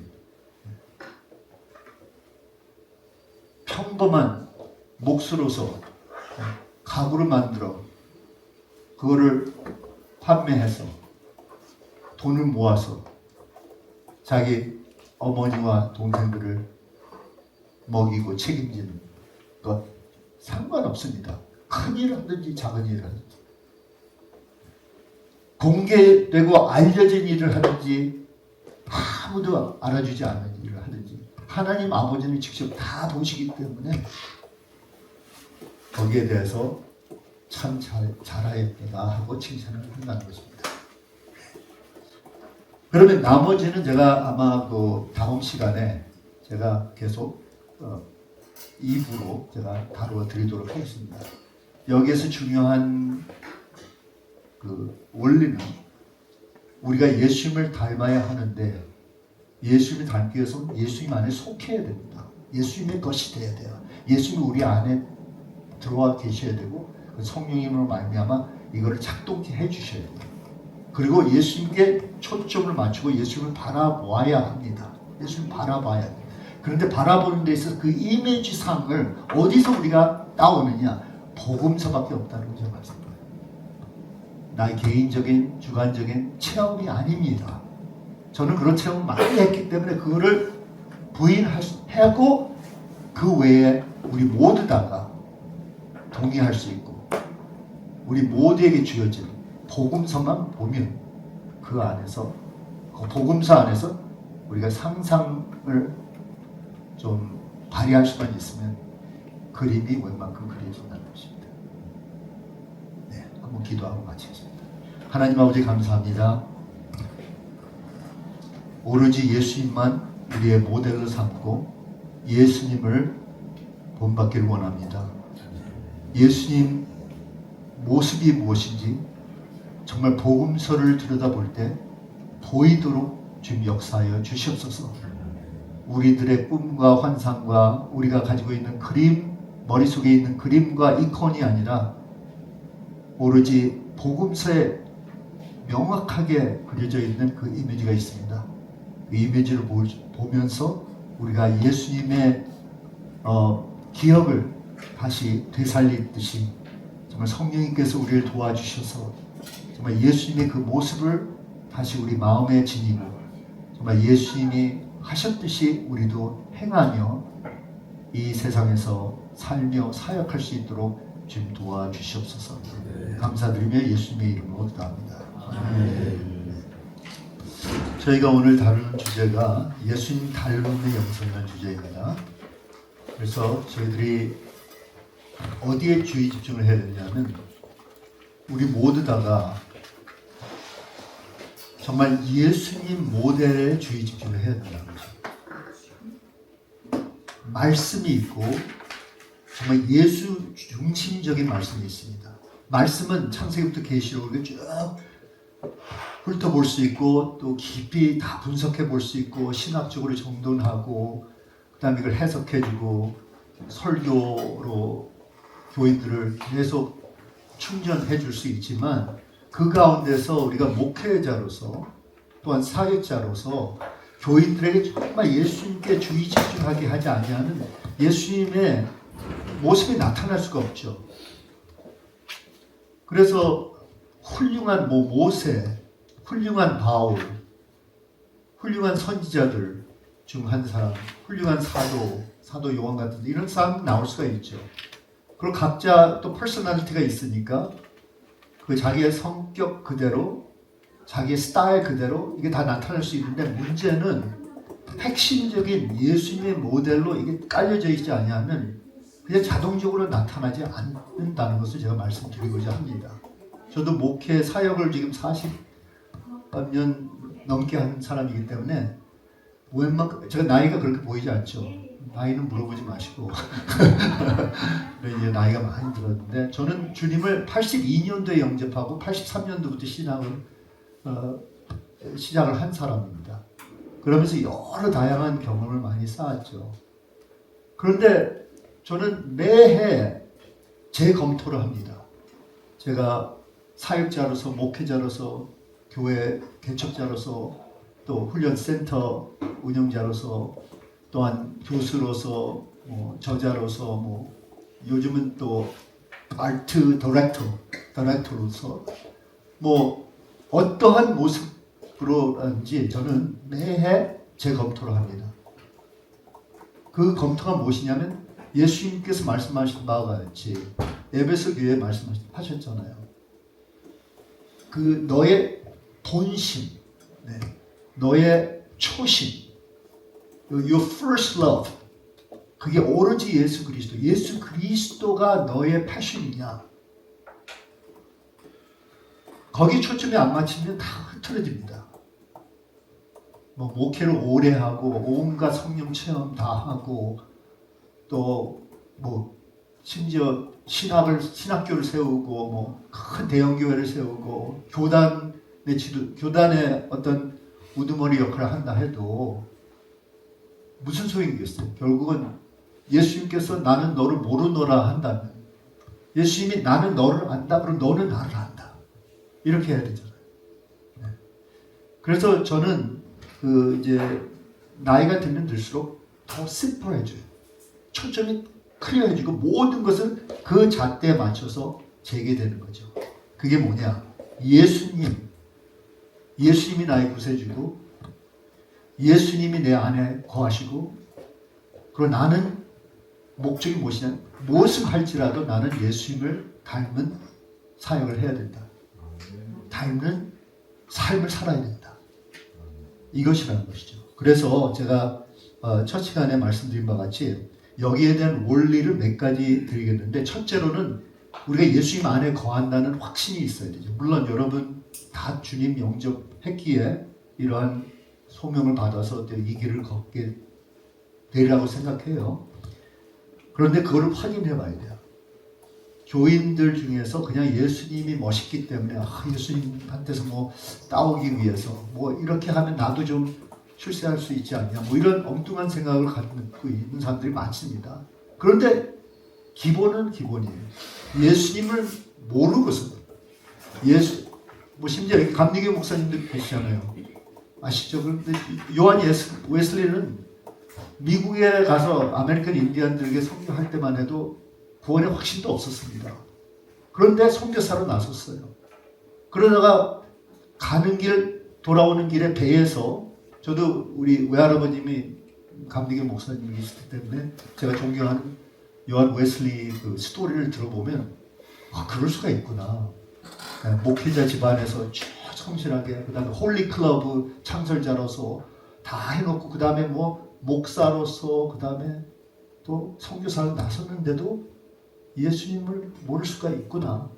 그러다 모레비안들의 영향을 받아서 그 파이어티스트잖아요. 이분들은 경건주의자는 경건은 할트거든요. 예수님을 할트에 모시고 예수님과는 할트로 사는 거잖아요. 그래서 거기서 자기의 마음에 예수님을 모시게 되면서 마음이 뜨거워지고 그 후로는 뭐 훌륭한 사역자, 훌륭한 또 이런 무브먼트, 메토디스트 무브먼트를 또 시작하신 분이잖아요. 그러니까 정말 예수님을 알아야 되고 예수님을 알려면 예수님이 우리 안에 거하셔야 되고 우리가 예수님과 연합이 돼야 됩니다. 여러분 기회가 되시면 신학적으로 그리스도와의 연합이 무엇인지 깊이 한번 검토해 보세요. 연구를 해보세요. 저는 영웅 중에 한 사람이 요한 칼빈입니다. 네. 칼빈 선생을 참 존경해요. 그리고 특별히 그의 기독교 강요는 뭐 두말할 필요 없죠. 근데 그 안에서 발견하게 된 것은 가장 핵심적인 존 칼빈의 신학이 무엇이냐 하면 그리스도와의 연합이라고 합니다. 뭐 예정론도 있고 뭐 하나님의 절대 주권에 대해서 다 나오지만 제일 중요한 것은 그리스도와의 연합. 칼빈도요. 이 칼빈의 초상화 이렇게 보면 그림 같은 거 보이잖아요. 그러면 이렇게 날카롭게 생겼잖아요. 어떤 초상화는 코가 뾰족하고 다시 항상 그냥 병투성이니까. 그러니까 어렵게 사셨는데 이분의 할트는 다른 게 아닙니다. 머리로 하는 신학이 아니에요. 할트로 하는 신학입니다. 제가 존 칼빈에 대해서 가르치고 강의도 많이 하고 연구도 많이 하고 논문도 많이 썼는데 이게 할트에서 오는 거라고요. 칼빈이 존경하는 성경적인 인물 중 예수님 다음에 인물이 누군지 아십니까? 바울일 줄 알죠? 근데 바울이 아니에요. 다윗이에요. 다윗. 시편 주석이 제일 양이 많습니다. 그리고 거기에도 본인이 자기의 간증, 약간의 간증을 거기에 표현을 해요. 근데 칼빈의 기도 슬로건이 무엇인지 아십니까? 그 라틴어로 우리 학교에는 그게 너무 좋아갖고 라틴어로 딱 해갖고 강대상 강단 포디엄 그거를 하나 기증까지 했어요 제가. 네. Col meum tibi offero Domini prompte et sincere. 그 말이 뭐냐면 오 주님 내 자신을 주님께 바치옵나이다. 즉시로 그리고 진심으로. 할트 랭귀지잖아요.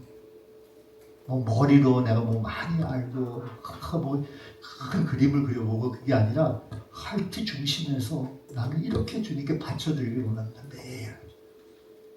그리고 저도 이제 기도가 심플해졌습니다. 저는 지금 그 이마누 크리스티 스튜디오라고 스튜디오를 하나 운영합니다. 구리시에서. 근데 거의 매일 아침 더 일찍 가서 뭐 돗자리라고 그걸 뭐라 그러죠? 그 유도 선수들이 하는 그 매트를 그냥 전체적으로 깔아놨어요. 거기 가니까 엎드리는 거예요. 그래서 여기서부터 내 자신을 다 내려놓고 나를 주님께 바쳐 드리겠습니다. 거기서부터 시작을 하게 되더라고요. 그렇게 심플해진 거예요. 내 자신을 지워야 돼요. 다. 너무 쌓아온 게 많고 너무 아는 게 많고 너무 갖춘 게 많은데 그게 다 제로 포인트로 돌아가서 다시 태어나야 돼요. 이제 저는 그렇게 좀 결심을 해서 더욱더 그렇게 되는 것 같습니다. 네, 그러니까 심플해져요. 예수님께 초점 맞추고 교인들에게 예수님께 초점 맞추도록 하면 나머지는 간섭 안 해도 돼요. 다 자기들이 알아서 직장에서 가정에서 사회에서 할 거란 말이죠. 네. 여기에 몇 가지 원리가 있습니다. 예수님 안에 거해야 합니다. 둘째는 예수님을 바라봐야 합니다. 먼저 믿음의 눈으로 사랑의 마음으로 바라보는데 그러면 그 바라본다는 건 이미지가 얼만큼 정도 있어야지. 왜냐하면 내가 믿음으로 바라본다, 뭐 사랑으로 바라본다. 근데 그것은 그 애정 표현을 엉뚱한 데 줄 수 있잖아요. 심지어 어떤 사람들은 뭐 애정 표현을 하면서 참 친밀한 노래를 부르면서 정말 예수님을 로맨틱 파트너로 생각하는데 나중에는 보면 예수님이 아니었어. 자기 옛날 애인을 생각하면서 정말 이게 헷갈리는 거예요. 그렇기 때문에 이 마인드 자체, 여러분 그 속사람 치유할 때, 그렇죠? 상담하고 속사람 치유를 할 때 이 사고를 변화시켜 줘야 되죠. 이 틀이 있거든요. 이 머릿속에서 이거 딱 잡혀 있으면 아무리 속에서 무엇이 해프닝해도 그쪽으로 흘러가게 돼 있어요. 그게 또 막혀 있으면 그게 막힐 수밖에 없어요. 그걸 뚫어줘야 되는 거죠. 그래서 건전한 프레임을 만들어줘야 돼요. 건전한 어떤 세계관이라고 할 수 있고 마인세트라고 할 수 있죠. 이것을 세워줘야 한다고 저는 배웠습니다. 저도 한때 좀 이너 힐링, 속사람 치유, 뭐 상담학, 심리학 다 관심이 있어서 우리 이윤 목사님 같이 전문적으로는 아니지만 나름대로 사역하다 보면 안 할 수가 없거든요. 관심이 많이 있습니다.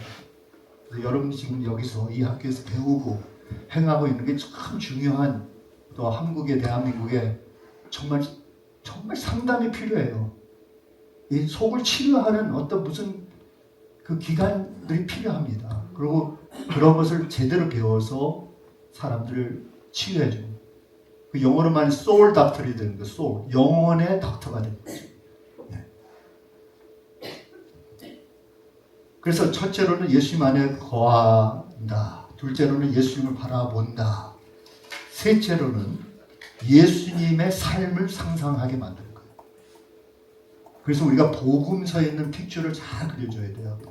3년에 기록되어 있는 것만이 아니라 그렇죠. 30년 그 사생애에 대한 그림도 상상할 줄 알아야 돼요. 대부분 교인들은 그게 더 해당이 되지. 뭐 3년 동안 예수님이 뭐 말씀 선포하고 기적을 행하고 떡을 부풀려서 먹이고 뭐 이런 것은 일반 교인들에게는 이게 관련성이 없어요. 그런데 예수님은 목수였다. 예수님은 아르티센이었다. 예수님은 사업가였다. 예수님은 자기 가정을 돌봤다. 예수님은 그 참한 동네에서 행하셨다. 그리고 동네 건너편에서 세포리스라는 도시에서 그런 프로젝트에 가서 도왔다. 협조했다. 뭐 이런 식으로 해야지 교인들이 막 살아나는 거예요. 제가 이런 비슷한 설교를 대구 순복음교회에서 한 적이 있는데 그걸 하니까 장로님 몇 분들이 와갖고 너무 감사하다는 거예요. 다 목사님들 설교할 때마다 대부분 다 이렇게 큰 해야 되는데 본인들은 아무리 듣고 나서도 큰 일을 해야 되는데 본인들은 그걸 갖추고 있는지 모르겠다는 거예요. 근데 이런 것은 충분히 할 수 있겠다는 거예요. 그래서 예수님과 이게 동일시할 수 있도록 연결을 해줘요. 그래서 제가 여기에 맞추는 거예요. 뭐 목회자들 중에 카리스마 사역을 배우겠다 하신 분들에게 완전히 예수님이 3년 생애만 보면 돼요. 저는 지금까지 수십 년 동안 그것만 가르쳐 왔거든요. 그러다 보니까 일반 사람들은 어떻게 이게 도움이 될고 그럼 예수님의 생애는 이제 본받을 수 없으니까 다른 사람들 자꾸 많잖아요. 사마리안 여인이나 뭐 니코데모나 뭐 이런 사람도 있잖아요. 성경에 나오는. 근데 예수님은 목회자들의 모델은 될 수 있지만 일반 교인의 모델은 될 수가 없다. 이렇게 생각한다는 거예요. 근데 그게 아니다. 우리 모두에게 이게 적용이 될 수 있다. 그걸 알려드리고 싶은 거고요. 그 다음에 네 번째로는 제가 이제 지금부터 이제 다루고 싶은 주제인데요. 예수님의 모습을 몸으로 실현한다. 이제 이게 무슨 말일까? 몸으로 실현한다는 거예요. 저 배경을 그냥 간단하게 좀 말씀드리자면 저는 어린 시절 때 미국으로 이민 갔습니다. 우리 아버지가 이제 자그마한 대학에서 미국 대학에서 교수 생활을 하고 계시는데 노스캐롤라이나라는 주 혹시 들어보셨나요? 잘 모르실 거예요. 거기 또 자그마한 도시에서 자랐어요. 그래서 너무 행복했어요. 그냥 뭐 여기 이민 생활에 막 어려워하는 그 LA나 뭐 뉴욕 이런 데서 어렵잖아요. 스토리들이 다 보면 막 부모님들이 너무너무 힘들게 해갖고 자기 잡고 근데 우리 아버지는 뭐 교수니까 교수 자녀들로서 그냥 행복하게 쭉 자랐죠. 아메리칸 드림을 이루면서 그렇게 자란 사람이 나중에는 이제 대학 시절 때 제가 기계공학을 우리 아버지가 원자력 공학 박사였어요. 그래서 저도 그런 비슷한 나름대로 기계 저는 봐야 되거든요. 원래는 전자공학이었는데 아버지가 전자공학을 하라고 그랬어요. 그래서 아버지 하니까 전자 안 보여요. 나는 안 보이는데 어떻게? 근데 난 보여야 돼. 그래서 기계공학으로 바꿨습니다. 그 다음에 기계공학을 했고 그 다음에 이제 대학 시절 때부터 제가 좀 관심이 있었던 분야가 있었어요. 그게 무엇이었냐면 무용이었습니다. 무용. 뭐 목사가 무용 얘기하면 무용? 이게 전혀 감이 안 오죠.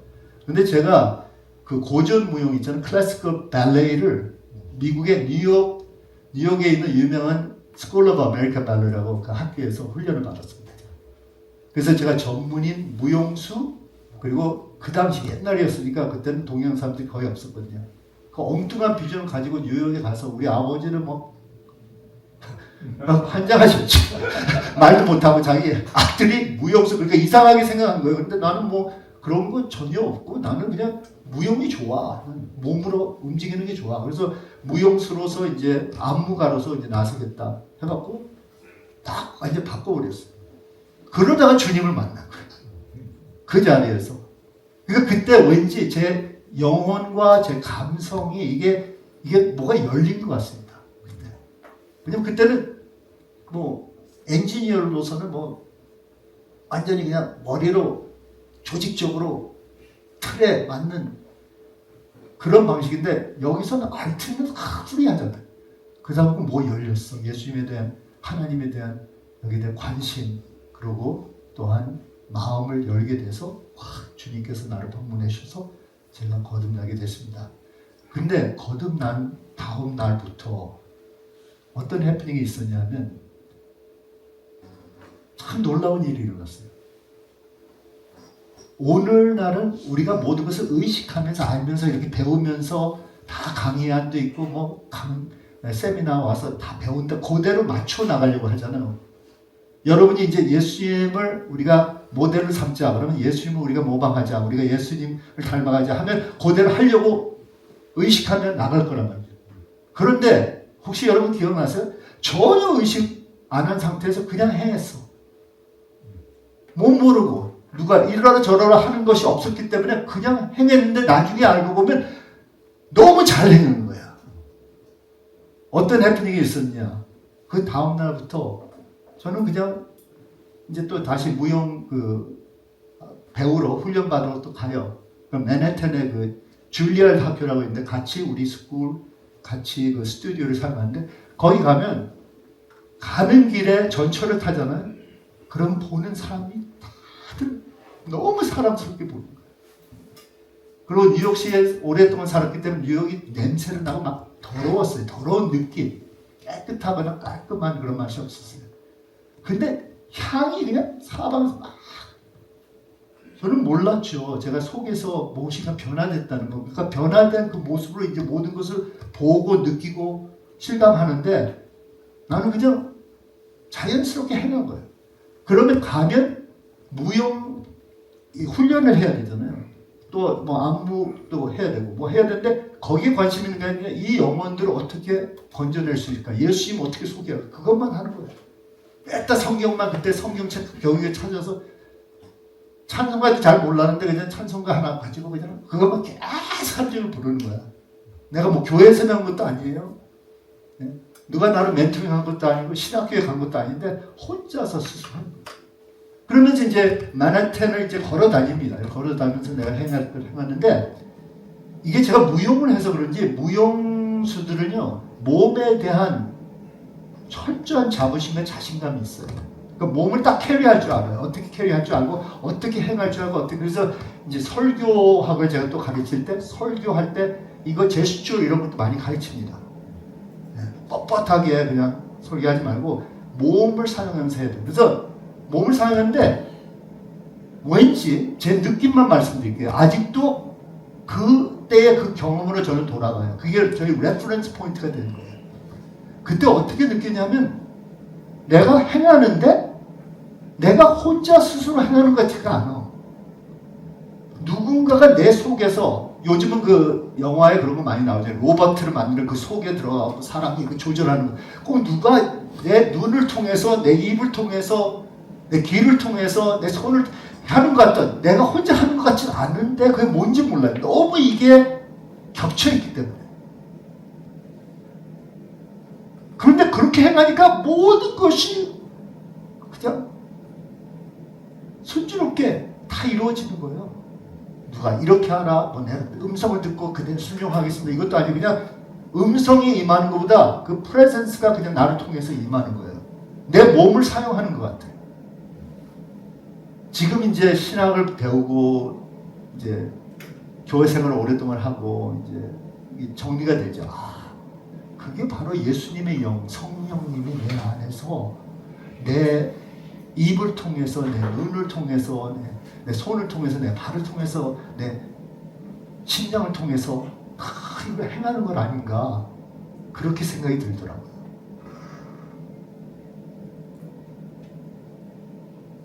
그렇다면 이게 하나의 원리가 될 수 있지 않습니까? 제가 영성신학을 가르칠 때 또 영성에 대해서 연구를 많이 하잖아요.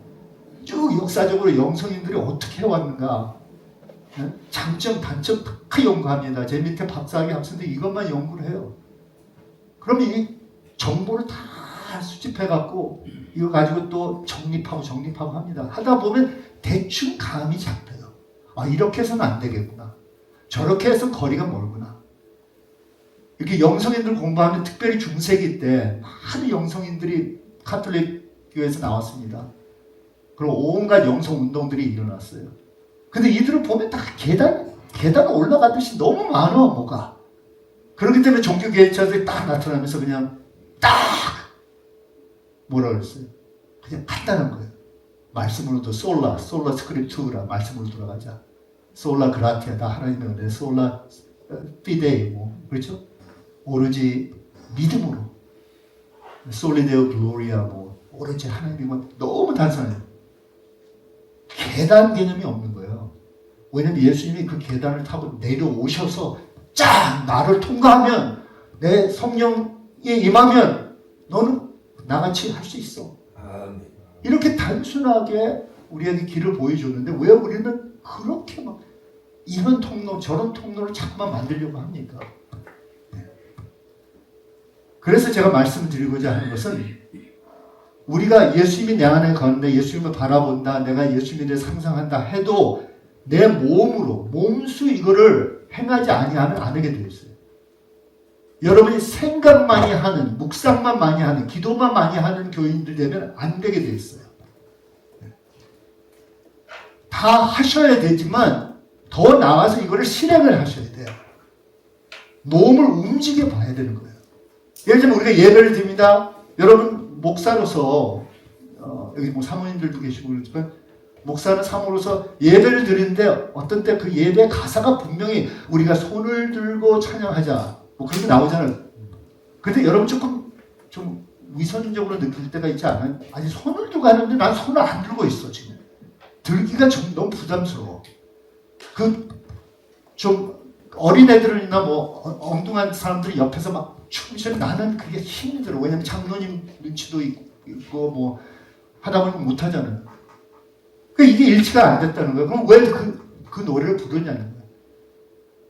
다윗같이 춤을 추자 그러는데, 이번에도 우리 채플 시간 때 제 딸이 또 우리 국제대학원에서 공부를 해요. 그러니까 얘가 아빠를 닮아서 그런지 저보다 춤을 더 춰. 다윗이 춤추자 그러니까 춤을 또 월십 리더로서 시키는 거예요. 총장님 앞에, 교수들 앞에서. 나도 힘들었어요. 솔직히 이 정도밖에 못했는데 제 딸을 그냥 온갖 하는. 아니, 아예 부르지 말지. 그걸 왜 부르냐는 거죠.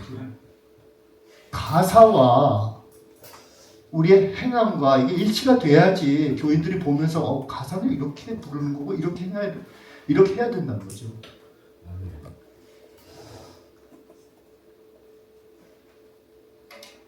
고린도전서 6장 19절과 20절의 말씀 다 함께 읽겠습니다. 너희 몸은 너희가 하나님께로부터 받은 바 너희 가운데 계신 성령의 전인 줄을 알지 못하느냐. 너희는 너희 자신의 것이 아니라 값으로 산 것이 되었으니 그런즉 너희 몸으로 하나님께 영광을 돌리라. 아멘. 그 다음에 또 우리가 잘 알고 있는 로마서 12장 1절. 그러므로 형제들아 내가 하나님의 모든 자비하심으로 너희를 권하노니 너희 몸을 하나님이 기뻐하시는 거룩한 산 제물로 드리라. 이는 너희가 드릴 영적 예배니라. 그러니까 영적 예배는 우리 전심 전력 전체를 바쳐드리는 것이지 마음만 이게 아닙니다. 마음만이라는 게 없어요. 뭐 마음만 딱 대갖고 하는 게 아니라 마음이 우리 몸과 연결되는데요. 왜 내 손가락까지 이게 전달이 안 돼? 마음이. 손은 그냥 완전히 그냥 묶여 있어. 그거 풀어줘야 됩니다. 그래서 어떤 때는 이제 뭐 교회가 작으면 작을수록 이런 걸 실천하고 연습을 시켜요. 다 이러면서 우리 예배 드립시다. 그러면 이제 풀리는 거예요, 조금씩. 근데 저도 힘들었어요. 근데 이제 워낙 카리스마 교회들을 많이 방문하다 보니까 카리스마들의 특징이 이렇게 은사를 강조하는 교회들의 특징이 이런 표현, 월십 표현이 참 강력합니다. 참 자유로워요. 그건 정말 우리가 본받아요. 어린아이 같이 그냥 다 이게 해방이 돼 있어요. 그렇다고 뭐 매번 예배 드릴 때마다 막 극성스럽게 하라는 건 아니지만 내가 알잖아요. 내가 지금 자유로운데 내가 자제하는 거랑 내가 묶여갖고 할 수 없이 귀신 들린 사람이 묶여갖고 행하지 못하는 신자가 된 거지. 그거는 구별하고 거기서는 우리 해방이 돼야 된다는 거죠. 거기서 우리가 해방이 돼야 된다는 거죠. 왜냐? 우리 몸은 우리의 혼과 우리의 정신과 우리의 감성과 이걸 다 받쳐드려야 되는 거예요. 이게 참 중요합니다. 그래서 여러분 될 수 있으면 뭐 새벽 기도 참석하고 자유로운 그러한 그냥 무릎 꿇고 하는 기도라면 거기에서 그냥 엎드려 갖고 내가 하나님께 바쳐드리는 제물인가, 네? 심지어 번제인가, 번제 타서 이게 하나님께 드려지는 향제가 되느냐. 저는 그렇게까지 생각합니다. 그리고 이 몸의 중요한 다이내믹이 뭐냐 하면 움직임입니다. 움직임. 몸은 움직이기 위해서 주신 거예요. 하나님께서.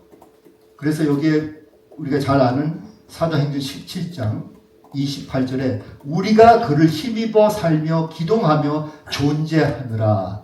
이것은 에피메네디스라는 그 그리크 철학자가 표현한 거예요. 이 제우스에게 드리는 예배인데 그걸 가지고 그 말을 가지고 사도 바울은 우리가 그의 힘, 그러니까 예수 그리스도의 그 힘을 입어 살며 기동하며 존재한다. 이렇게 그걸 바꾼 거예요. 근데 틀린 말은 아닙니다. 이게 물론 세상 사람들이 가지고 있는 어떤 철학적인 개념이지만 그거를 우리가 따와서 이거를 개종시키기만 하면 되거든요. 근데 사도 바울이 정확하게 그렇게 했어요. 우리의 존재는 이것이 하나님의 힘을 입어서 우리가 살며 기동하며 그러한 존재감을 가지고 우리가 살아야 된다. 이거를 말씀하신 것입니다. 그리고 세 번째로 중요한 건 몸이 중요하고 움직임이 중요하고 그 다음에 우리의 의도하는 바, 지향성이 중요합니다. 지향성. 그게 마음이 중요해요. 내가 몸은 움직일 수 있어요. 근데 내가 몸을 움직이는 그 지향하는 바, 그 의도하는 바가 이거 하나님께 찬양하기 위해서 아니면 내 자신 그냥 재밌게 자유롭게 표현하기 위해서 하는 거냐. 이거 동기가 다르거든요. 근데 예수님이 행했던 걸 생각해 보시면 예수님은 몸으로 행했어요. 모든 걸 보면 예수님 몸으로 행했고 움직였어요. 움직였는데 모든 지향하는 바가 어떻게 돼요? 하나님 아버지께 영화롭게. 그렇죠? 하나님 뜻대로 행하고 그리고 자비를 베푸고 이게 맞아 떨어진 거예요. 근데 그러한 종합적인 종합 예술적인 방식으로 몸을 움직이는 사람들이 드물죠. 저는 무용을 전문적으로 했기 때문에 그리고 무용수 중에 가장 높은 그런 단계에 있는 사람들 많이 봤기 때문에 저런 분 무대에서 춤추는 거 보면 어떻게 저게 맞아 들어가는 거야 어떻게. 그래서 하나로서 그걸 다 표현하는데 그런 것을 우리가 본받아요. 뭐 무용수만이 아닙니다. 음악을 어떻게 그 바이올리니스트 온 몸과 뉘앙스랑 사운드가 드러나는데 얼마나 아름답습니까? 아니면 도자기를 빚어갖고 하면 아니면 페인터들이 그림을 그리는데 그거 보면 너무 감사합니다. 최근에 제가 이제 가르드닝에 관심이 있어갖고 이제 식물을 좀 키우는데 전에는 식물 다 죽었어요. 일일이 다 죽이는 거예요. 사기는 관심도 없었고 그냥 하나 형식적으로 그냥 여기다 놓으면 다 죽는 거예요. 근데 지금은 어떤 멘토, 나이 드신 멘토 한 분을 그분이 식물 사러 제가 요즘 뭐죠?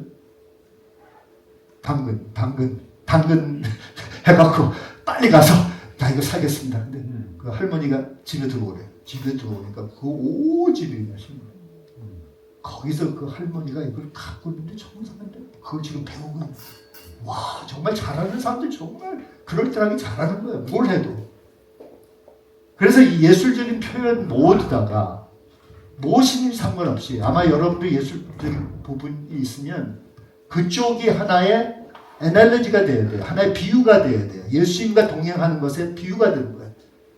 이렇게 내가 살아야 되겠다. 왜냐하면 내 자신도 이 몸덩어리 이 자신도요. 하나님의 예수님의 예술 작품이거든요. 네. 물론 걸작품이면 좋겠어요. 근데 아직은 아닌 것 같아. 그지만 언젠가 마스터피스. 하나님 계속 빚어서 만드시고 계신다는 거죠. 그렇게 됐으면 좋겠다는 것을 제가 말씀드립니다. 그 다음에 이제 5번째 원리, 이제 요거를 제가 집중적으로 좀 다루고 싶은데 5번째 원리는 이것입니다. 성령님과 동행하며 예수님을 닮아간다. 성령님과 동행하는 법을 모르면요 닮아갈 수가 없어요. 그냥 멀리서 예수님 임해주고 해봐야지. 그거는 육적으로 행하는 거예요. 네.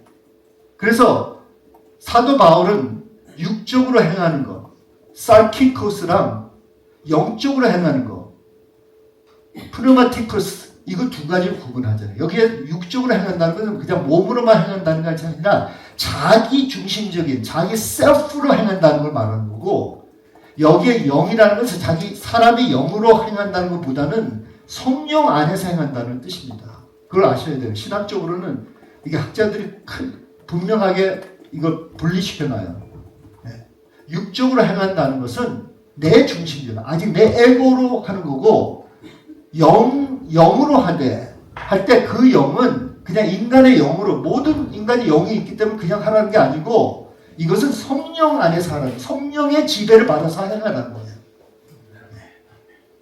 근데 저는 전에 이 성령과 동행한다는 것을 카리스마 사역 관점에서 보다 보니까 그냥 성령 충만, 성령의 은사, 성령의 manifestation, 뭐 성령의 어떤 성령의 어떤 현실적인 그러한 페노메논 이런 식으로만 가르쳤거든요.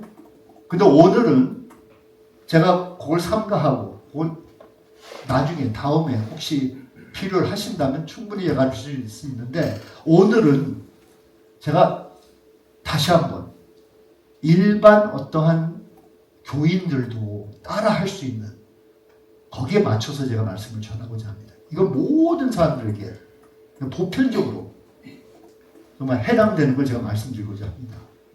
성령 충만하면 뭐 이렇게 카리스마파에서는 성령 충만하면 방언도 나타나야 되고 또 예언도 나타나야 되고 또 시인도 나타나야 자꾸만 이런 식으로 정의를 해버리니까 그렇지 않은 사람을 어떡하란 말이에요. 그렇죠? 그렇게 되더라고요. 그래서 저는 지금 뭐 카리스마파 또 아니면 뭐 정통 뭐 개혁주의파 이걸 구별하려는 게 아니고 모두 다 동의할 수 있는 성령님과 함께 동행한다는 것이 무엇인가를 제가 좀 그 그림을 그려드리고자 합니다. 성령님과 동행하는 삶, walking in the spirit, life of walking in the spirit. 네. 동행한다는 뜻이 이제 우리가 갈라디아서를 특별히 보면 함께 걷는다는 뜻이에요. 네. 그래서 걷는 법을 우리가 오늘 배우도록 하겠습니다. 왜 이 걷는 법이 저에게는 크게 참 감동이 되냐면 제가 1년 지금 한 1년 반 정도 됐는데 학교 학생들과 무슨 프로덕션 준비를 하기 위해서 이렇게 춤을 추다가 그 히브리 댄스를 치다가 제가 조금 막 깜빡하고 좀 높이 뛰었어요. 제가 이 나이에 그렇게 하면 안 되거든요. 네. 지금 뭐 관절과 모든 것들 지금 다 그렇게 준비가 안 된 상태인데 옛날을 상상하면서 탁 뛰다가 랜딩 했는데 아킬레스건이 탁 끊어진 거예요. 의사들은 이게 이해가 안 돼. 이 노인이 어떻게 아킬레스건이 심한 운동을 할 때 끊겨졌는데 난 심한 운동을 시도하다가 그렇게 된 거예요. 그게 바로 제 둘째 딸의 결혼식 열흘 전이었어요. 제 아내는 벌써 미국에 들어가고 이제 결혼식을 위해서 준비하고 있는데 제 딸도 너무 기대해. 아빠가 자기를 다 입장시키고 같이 그러니까 처음엔 뭐 내가 이거 아파 이게 어떻게 난리가 났는데 그거보다 더 두려운 게 제 아내가 두렵고요. 제 딸이 두렵고 나 죽이려고 할까 어떻게 그런 짓을 했을까. 당신 나이가 얼마인데 지금 어떤 때인데 그러고 있냐. 그래서 뭐 아시잖아요. 그 혹시 부상 입으신 분들 아시잖아요. 캐스트에다가 뭐 그다음에 그 처음에는 막 이거 뭐죠? 목발에다가 그다음에 결혼식을 해야 되는데 신발이 이게 안 돼요. 안 껴지는 거 이거 막 부어갖고 그다음에 닥터는 어떻게 감히 비행기를 타고 가냐고. 비행기 타다가 이 수술한 거 이거 다 큰일 나거든요. 비행기 뭐 프레셔 때문에 뭐 그렇다고 그러는데 그러니까 이게 막 난리가 난 거예요. 그런데도 하나님의 은혜 가운데서 열흘 후에 제가 그래서 고상한 지팡이 하나 들고 이러고 들어간 게 있어요. 그 신발이 그때 딱 그 스웰링이 내려갖고 이제 그래도 신발을 딱 했어. 그럴 때 사진 찍을 때 이렇게 이상하게 보이지 않도록. 왜냐하면 다 이렇게 아름답게 입었는데 혼자서 그냥 부츠 신고 이러고 있으면 안 되잖아. 그래서 그때 신발 깨고 근데 그게 조절하기 힘들어. 그래서 이러고 그래도 간신히 지나갔습니다. 근데 그 후가 중요한 거예요. 그 후로 이게 얼마나 힘듭니까? 근데 그 과정을 다 밟아봤어. 하나씩 어린아이같이 다시 걷는 연습을 하는 거예요. 처음에는 이거 안 되는 건데 걷는 연습. 이게 얼마나 중요한 원리인지 이걸 이제 저는 발견하게 된 것이죠. 네. 그래서 제가 요거는 빨리빨리 지나가겠습니다. 성경 말씀 많습니다. 그런데 여기에 몇 가지 제가 성경 말씀을 쉐어링하자면 요한복음 21장 18절과 19절에 이런 말이 나오죠. 예수님께서 베드로에게 하신 말씀입니다. 내가 진실로 내게 이르노니 내가 젊어서는 스스로 띠뛰고 원하는 곳으로 다녔거니와 늙어서는 내 팔을 벌리리니 남이 내게 띠띠우고 원하지 아니하는 곳으로 데려가리라. 이 말씀을 하심은 베드로가 어떠한 죽음으로 하나님께 영광을 돌릴 것을 가리키심이라. 이 말씀을 하시고 베드로에게 이르시되 나를 따르라 하신다. 네.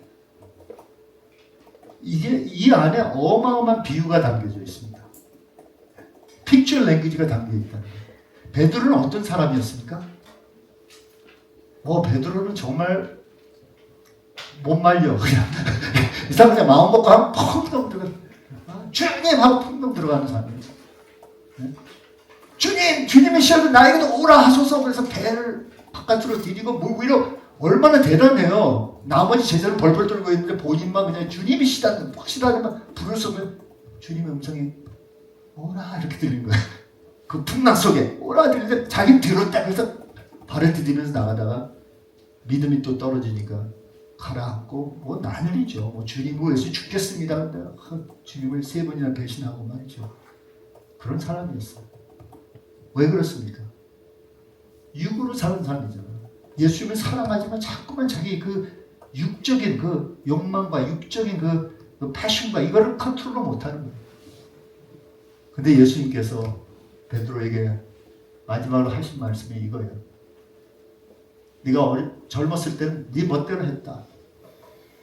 완전히 자립했듯이 너 혼자 막 뛰고 난리였어요. 그런데 언젠가는 이제 나이가 들고 그때가 되면 이제 네가 가고 싶은 곳으로 가는 게 아니라 남이 너를 이끌어줘서 네가 내가 원하는 뜻을 이루리라. 그래서 여러분 그 전설 잘 아시죠?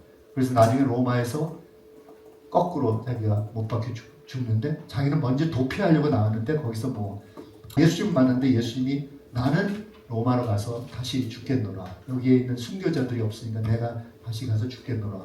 그러니까 베드로가 아닙니다. 내가 가서 죽겠습니다 하고 순교자의 죽음을 당합니다. 그런데 여기에 중요한 건 뭐냐? 여기에 보면 누가 너의 손을 붙잡고 이끌어 준다는 것을 제가 보기에는 이건 무슨 학자들이 말하는 거 아닙니다. 요한복음을 쭉 공부하다 보면 요한복음이 어느 복음서보다 성령님을 제일 많이 언급해요. 네. 누가복음도 많이 성령님의 역사하심을 언급하는데 이 요한복음에는 성령에 대해서 14장부터 16장에 어마어마한 내용들이 담겨져 있습니다. 제가 벌써 이미 노트를 드렸으니까 한번 쭉 훑어보세요. 그리고 마지막으로 또 예수님께서 사명을 부여해 주실 때 후 불어서 성령을 받으라까지 한다. 성령의 역할이 큰데 이 컨텍스트 안에서는 제가 보기에는 성령님을 의미하는 것 같아요. 성령님이 너의 손을 붙잡고 이끌어 주시다. 성령님이 너와 동행하기 때문에 너도 성령님과 동행을 하면 다 내가 이룰 것을 다 이룰 수 있다는 거예요. 왜냐? 예수님의 사역 자체가 성령님의 이끌으심에 센시티브하게 행했기 때문에 예수님은 완벽한 하나님의 아버지의 뜻을 이루어 나갔습니다.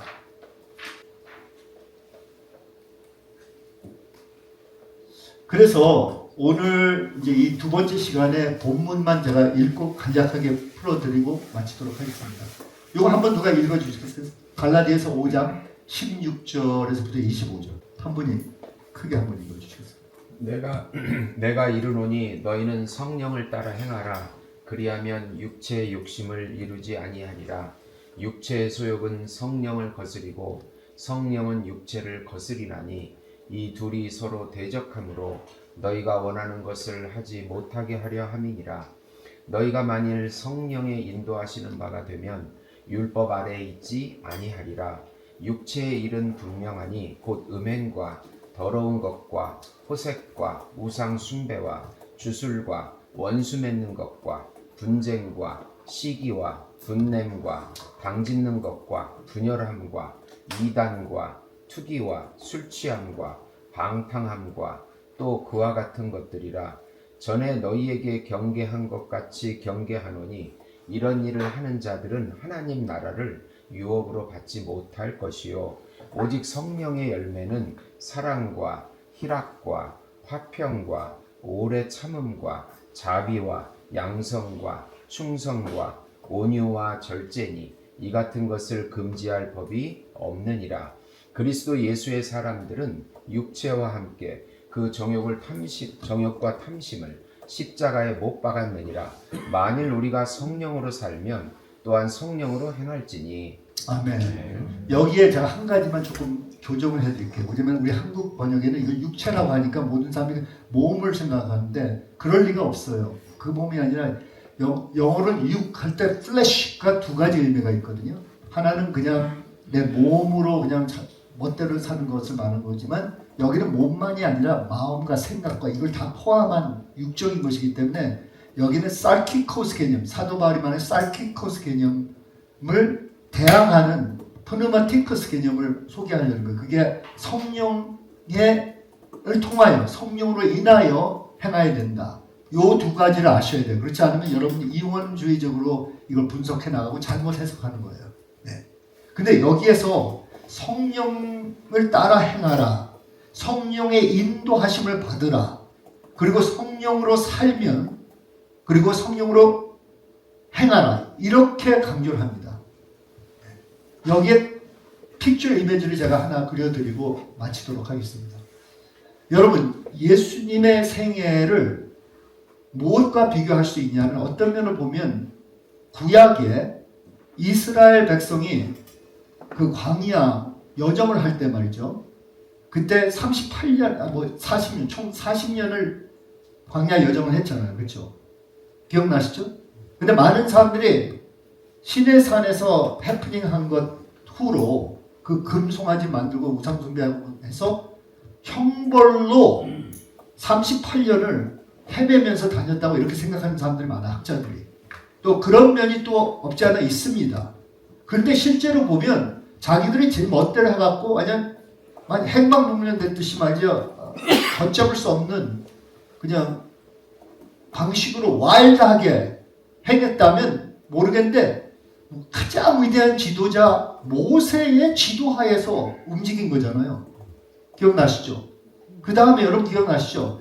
불기둥과 구름기둥이 임하면서 실행해야 되고 멈춰야 되고 천막 치고 거기에서 멈출 때는 어떤 때는 뭐 한 달, 두 달, 1년 멈춰야 될 때가 있어요. 그 다음에 곧바로 성령님이 이제 성령님이시죠. 구름기둥, 불기둥이 뜨면 곧바로 다시 또 패킹하고 가야 되는 거죠. 근데 그 여정 자체도 무슨 어떠한 데스티네이션으로 간 것이 아니라 처음에는 물론 가나안 땅까지 가서 침범하라고 했습니다. 그렇지만 38년 동안 그 훈련 기간은 계획적으로 성령님이 아무 지도에 그려진 방향을 보여주신 것이 아니라 뭐 이렇게 제시한 것도 아니라 그냥 무조건 절대 순종하라고 했습니다. 기억하시죠? 제가 뭐 딴 말 하는 게 아닙니다. 성경에 나오는 그 정보를 가지고 저는 지금 이 결론을 내려드리려고 합니다. 그 말은 뭐냐면 성령님이 임하시는 방법은, 그리고 원하시는 방법은 무조건 성령님이 다 이제 보따리 싸고 다 준비해 떠난다. 떠나. 스탑. 여기에 멈춰. 그리고 다시 이제 천막 세우고 여기에 멈춰. 그러면 거기에서 이제 계산하는 사람들 있잖아요. 아, 저기 지난번에 보니까 패턴을 보니까 지금 한 일주일마다 이렇게 섰어. 이제 그러면 이제 일주일인가 패턴을 좀 그러면 또 안 떠. 또 테스팅 해보는 거야. 그럼 뭐 자기가 계산하고 준비하고 막 이런 게 아니라 하나님보다 미리 자기가 앞서서 가는 것도 허락 안 하고 또 늦춰서 자기가 가는 것도 허락 안 하고 스텝 바이 스텝 성령님께서 임하시고 행하시면 그대로 따르는 법을 배우라는 거예요. 그 훈련을 40년 동안 배웠기에 이스라엘이 가나안 땅을 침범해서 거기서 배운 대로 하나씩 성을 침범할 수가 있었던 겁니다. 그러니까 여기에서도 어떤 영적 원리가 있는 거예요. 우리가 성령님과 행하면 성령님이 요한복음 14장에서 16장에 나오는 말을 근거로 하면 모든 것을 예수님께 초점을 맞추는 거예요. 예수님의 가르치셨던 걸 기억나게 하고 예수님을 영화롭게 하고 예수님께 초점을 맞추게 하기 때문에 예수님 닮아가려면 성령과 동행하는 법을 배워야 돼요. 한 걸음 한 걸음. 저는 아킬레스건이 끊어지면서 이거 한 걸음 한 걸음이 솔직히 하나님 도우심 아니면 하나님 은혜 아니면 힘듭니다. 지금은 다행히도 이제 트레드밀에서 하루에 1시간 동안 열심히 하고 있어요. 지금까지. 언젠가는 저는 이제 마라톤까지 뛰겠다 근데 그건 제가 아내에게 감히 말을 못하고 있습니다. 네. 옛날 운동을 많이 했거든요. 그게 속에 있나 봐요. 그런데 차근차근 성령님의 은혜 가운데서 행하에 나가면 끝까지 갈 수가 있습니다. 아무리 나이 들어도 상관없어요. 예? 아무리 지금 허약해도 상관없어요. 스텝 바이 스텝, 한 걸음 한 걸음 벌벌 떨고 겸손하게 주님을 의존하면서 성령님의 인도하심에 센시티브하게 나가면 행할 수 있습니다. 그래서 제가 원래에 제가 무용하고 주님 영접했을 때 체험했던 것으로 돌아가게 돼 있어요. 그때 그렇게 내가 배웠지. 그게 참 제자 훈련이었지. 성령님이 직접 나를 제자 훈련하셨어요. 사람이 한 게 아니야. 근데 여러분도 기억해보면 그런 모멘트가 있어요. 과거에 언제 어디선가 성령님이 했던 것을 정말 기억을 다시 되살리고 다시 리플렉션 하면서 묵상하면서 다시 원래 그 예수님이 계획하셨던 모습, 그 순수한 그 모습으로 다시 돌아가시면 저는 예수님을 본받을 수 있는 원리를 거기서 발견할 수 있다고 생각합니다. 아멘. 네, 기도하겠습니다. 하나님 아버지 감사합니다. 오늘 강의 2번을 통해서 우리 원우들에게 조금이나마 저의 경험과 제가 그동안 정리해왔던 영성에 관한 원리들을 쉐어링했습니다. 가장 중요한 것은 정말 예수님입니다. 예수님밖에 없습니다. 우리가 그리스도인으로서는 예수님을 의미하는 것입니다. 예수님 같이 되어야 되고 정말 루터가 말한 바와 같이 우리 작은 예수 같은 그런 모습으로 이 세상에 정말 예수님을 선보여야 됩니다. 세상 사람들이 우리 기독교인을 보고 교회를 볼 때 정말 조롱하는 이유 중에 하나가 예수님이 안 보인답니다. 정말 무엇보다 예수님을 가리지 않고 예수님을 드러내게 하고 정말 우리가 행하고 정말 세상 사람들을 접근할 때 정말 더욱더 책임감을 가지고 의무감을 가지고 이들을 정말 살리고 싶은 그러한 정말 결심을 하며 이들에게 조심스럽게 예수님을 드러내며 다가갈 수 있도록 주님 역사하여 주시옵소서. 주님, 우리 원우들 주님께서 축복해 주시고 이번 한 학기 동안 정말 예수님을 새로 발견하고 예수님께 정말 센터링하는 삶을 살 수 있도록 지금 도와주시옵소서. 감사드리며 예수님의 이름으로 기도합니다. 아멘.